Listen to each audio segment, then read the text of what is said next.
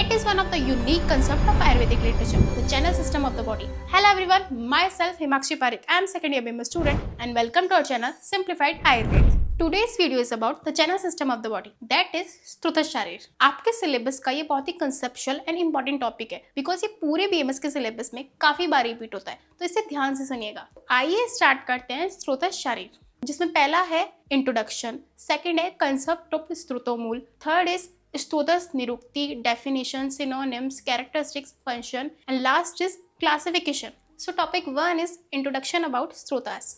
स्त्रोतास एक ऐसा चैनल होता है जिसमें बॉडीली सब्सटेंस प्रोड्यूस भी होते हैं एंड उसी के थ्रू ट्रांसपोर्ट भी होते हैं. So let suppose for any reason हमारी बॉडी में दोषास विशेट हो जाते हैं. यही दूषित दोषास स्त्रोतस से फ्लो करते हुए किसी एक प्लेस पे जाकर एक्यूमुलेट हो जाते हैं. इससे ही हम स्तोतोदुष्टि कहते हैं एंड वही आगे जाकर डिजीज का कारण बनती है and that's why disease treatment के लिए स्त्रोतस का नॉलेज होना मस्ट है.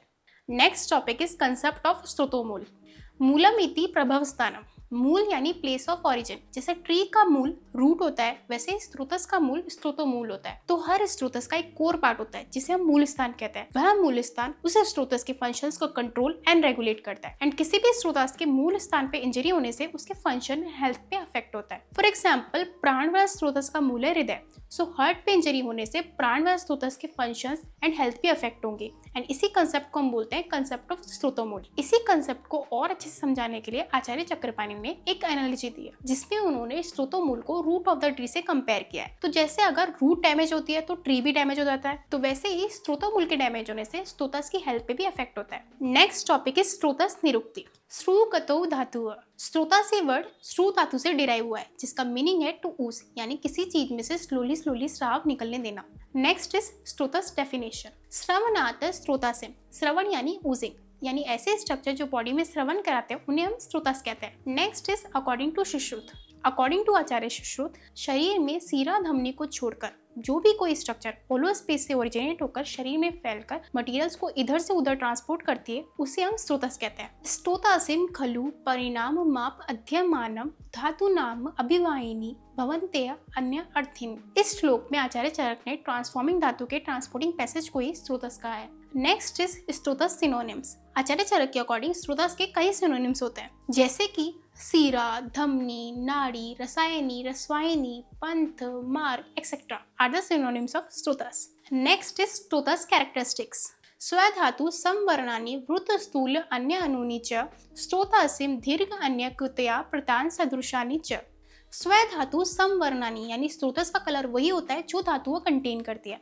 नेक्स्ट इज साइज ऑफ स्त्रोतस. स्थूल एंड अनु, लार्ज एंड स्मॉल. अब देखते हैं शेप ऑफ स्त्रोतस जो कि होता है वृत्त यानी सिलेंड्रिकल, दीर्घ यानी लॉन्ग, प्रतान यानी रेटिकुलेटेड.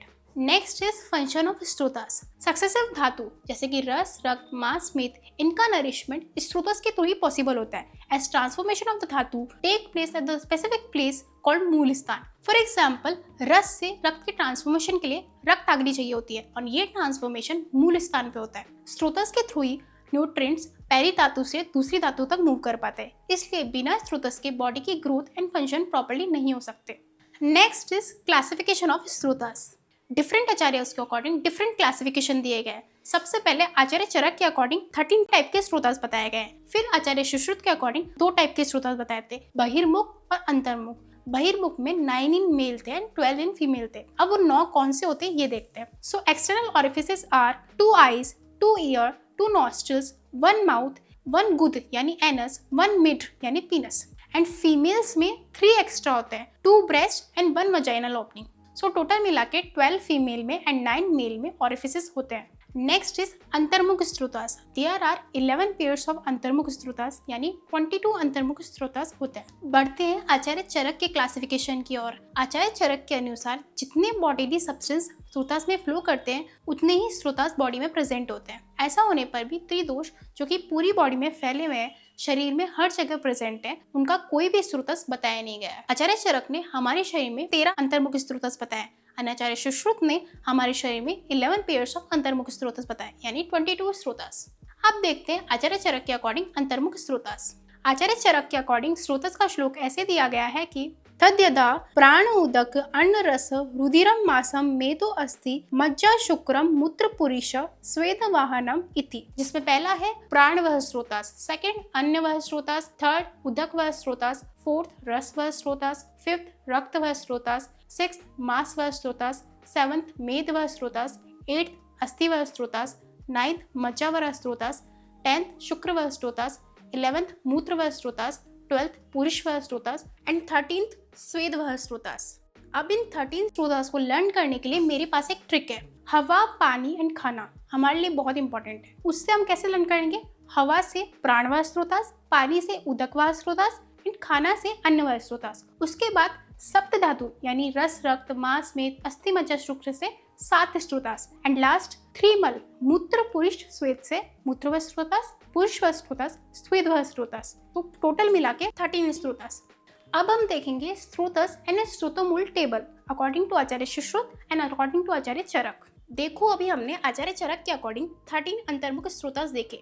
आचार्य सुश्रुत ने इन्हीं 13 स्रोतास में से अस्थि, मज्जा एंड स्वेदवा इन तीनों को छोड़कर बचे हुए 10 स्रोतास एंड +1 आर्तवा स्रोतस के पेयर को ही 11 अंतर्मुख स्रोतास बताए हैं। अब देखते हैं स्रोतस एंड स्रोतोमूल टेबल। सो इस टेबल को ध्यान से देखिए। पहले कॉलम में है स्रोतस, फिर स्रोतोमूल है सुश्रुत के अकॉर्डिंग एंड चरक के अकॉर्डिंग। सबसे पहले प्राण व स्रोतास। चरक के अकॉर्डिंग मूल है हृदय एंड माय स्रोतास एंड सुश्रुत के अकॉर्डिंग हृदय एंड रस व धमनी। सेकंड है अन्न व स्रोतास। चरक के अकॉर्डिंग आमाशय एंड वाम पार्श्व, सुश्रुत के अकॉर्डिंग आमाशय एंड अन्न व धमनी। थर्ड है उदक व स्रोतास। चरक के अकॉर्डिंग तालु एंड कॉल एंड सुश्रुत के अकॉर्डिंग भी तालु एंड क्लोम यानी पैलेट एंड पेनक्रियास। फोर्थ है रस व स्रोतास। चरक के अकॉर्डिंग हृदय एंड दश धमनी, सुश्रुत के अकॉर्डिंग हृदय एंड रस व धमनी। फिफ्थ है रक्त व स्रोतास। चरक के अकॉर्डिंग यकृत एंड प्लिया यानी liver and spleen and Sushrut के अकॉर्डिंग यकृत, प्लिया एंड रक्त व धमनी।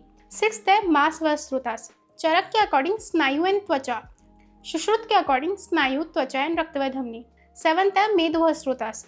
चरक के according Vrika and पापावहन and Sushrut के अकॉर्डिंग कटी एंड वृक, वृक यानी किडनीज। एट्थ है अस्थि व स्रोतास। चरक के अकॉर्डिंग मेद एंड जघन, सुश्रुत के अकॉर्डिंग अस्थि व स्रोतास होते ही नहीं है। नाइन्थ है मज्जा व स्रोतास। चरक के अकॉर्डिंग अस्थि एंड संधि, सुश्रुत में मज्जा व स्रोतास बताया ही नहीं है। 10th है शुक्र व स्रोतास। चरक के अकॉर्डिंग मूल है पृष्ण एंड शेफर, सुश्रुत के अकॉर्डिंग स्तन एंड वृष्ण। 11th है मूत्र व स्रोतास। चरक के अकॉर्डिंग बस्ती एंड वक्षण, सुश्रुत के अकॉर्डिंग बस्ती एंड मेट्र। 12th है पुरुष व स्रोतास। चरक के अकॉर्डिंग पक्वाशय एंड स्थूलगूद, सुश्रुत के अकॉर्डिंग पक्वाशय एंड गूद। 13th है स्वेद व स्रोतास। चरक के अकॉर्डिंग मेद एंड लोमकूप, सुश्रुत में स्वेद व स्रोतास बताया नहीं है। 14th है आर्तव व स्रोतास। सुश्रुत के अकॉर्डिंग भी गर्भाशय एंड आर्तव व धमनी। स्तोत्र तुष्टि हेतु एंड लक्षण हम नेक्स्ट वीडियो में कवर करेंगे। Thank you for watching this video. Stay healthy and keep सिम्प्लीफाइंग।